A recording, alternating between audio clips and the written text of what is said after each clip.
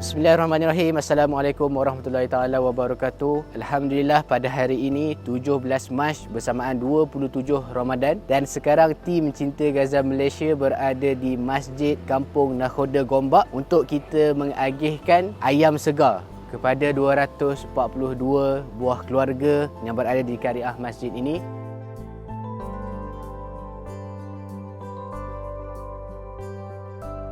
Alhamdulillah, dan hari ini merupakan hari terakhir untuk bantuan Ramadan kita pada tahun ini. Terima kasih kepada seluruh penyumbang Cinta Gaza Malaysia dalam menjayakan kempen Ramadan Wafak Ummah pada tahun ini. Pada tahun ini kita telah berjaya mengagihkan bantuan kepada lebih 29,000 penerima manfaat dan juga kita telah membelanjakan sebanyak 1.2 juta lebih ringgit Malaysia untuk kita mengagihkan bantuan Ramadan kepada penduduk di Gaza dan juga asnaf yang berada di Malaysia.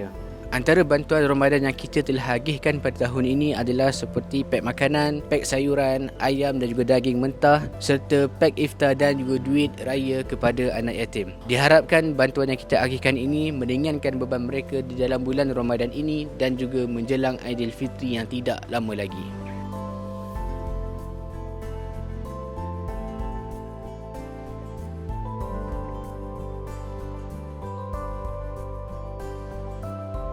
Teruskan bersama Cinta Gaza Malaysia dan terus ikuti kempen-kempen yang akan datang. #Heroes for Hope. Berkongsi rasa, memberi makna.